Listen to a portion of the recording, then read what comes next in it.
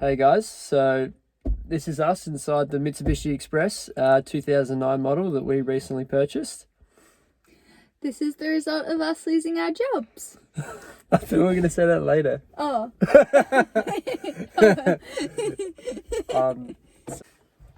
So we're coming from a small town in New South Wales called Jindabyne. And it's a big van-friendly community. Lots of people own vans there. So we worked there for a while and then obviously lost our jobs from COVID and figured, this is as good a time as any to do up a van. Or part thereof. It's a small van, but it's somewhat livable now. So Yeah, well, we didn't have much to work with because we're broke. let's give you a tour. Okay, so this is the back of the van. We've had the bed pushed up all the way to the end because we didn't have much space to work with. It would have been nice to have a little cabinet here in our kitchen sort of area here. And then the bed further up in the cabin, but we didn't have enough space because it's only, I think about 2.3 meters long and 1.6 meters wide. So we had to bring it back to occupy all the space. And then we've got our drawers in here.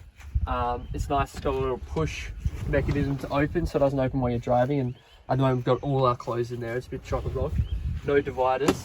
We'll see how long that lasts. Under here, a little bit of storage underneath the bed as well, and then on the sides as well, we've got these wings that open up. We just bought block-out curtains and cut them off, and we sewed the hooks on. As you can see, my sewing is much better than Jimmy's sewing. And then so they work good. That's the curtains. So under the bed over this side, we've got like a ton of storage space. And then if we hop in and hold this back, you can flip this up to access underneath. Probably put a fridge in there.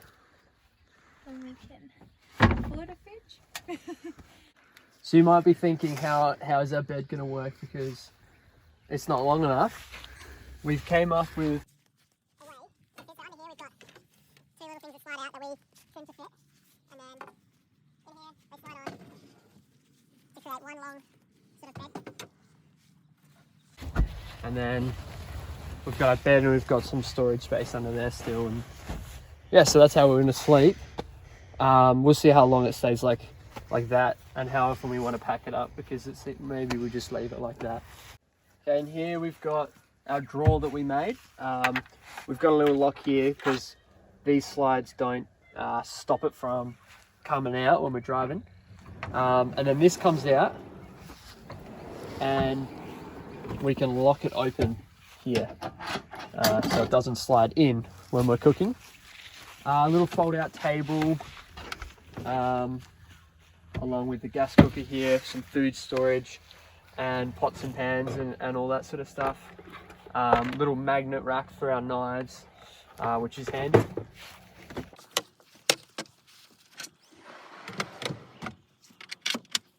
One weird thing about the Mitsubishi Express is that there's no bonnet really to it. The engine and everything is underneath the seats, which I don't know, it's a bit weird that they do this. It sort of means it gets a little bit hotter in the cabin and that, but okay, so this is how you get into the engine compartment and the battery and such. There's two little clips.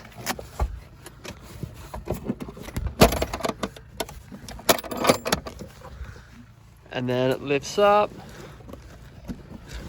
Super weird, I don't know why. It gets really hot in here because of it, but there you are, you got the battery in there. The engine. Yeah, it's like your bonnet, but not the bonnet. And we have two solar panels that we put on the roof.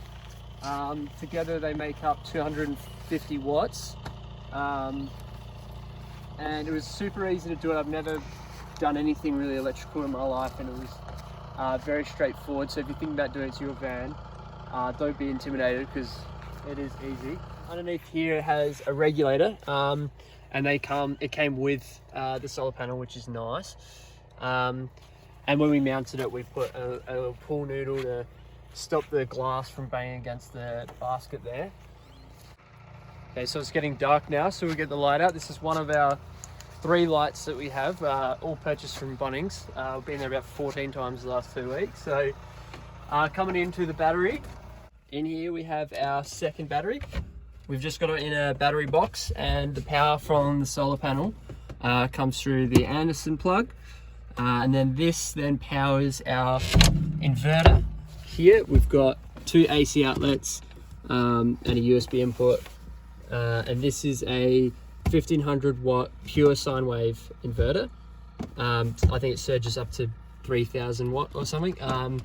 But we've had no problems with it so far. And yeah, the battery itself we got was from a secondhand car yard.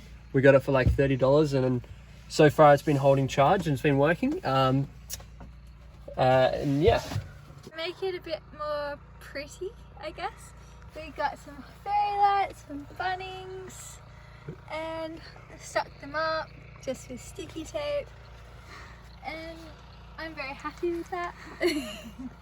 Fairy lights also run through a cable and run off this little solar panel thing here. So they're independent of the big solar panel and power system. And then on the roof we also have our rooftop basket and awning on the other side. And then we plan on, we got a rooftop bag to go on as well, so it's waterproof and everything, so any further storage we can put on the roof in the rooftop basket. And then to kind of counteract the space that we don't have because it's a smaller van, we've got an awning and then the awning tent that pops up, which we'll show you. We'll set it up in a minute. And yeah, it kind of gives us a bit of extra space to work with.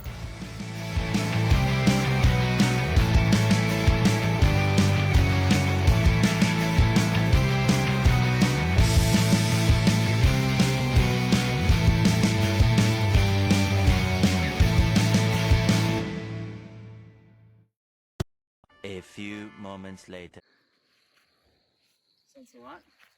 So this is a finished product.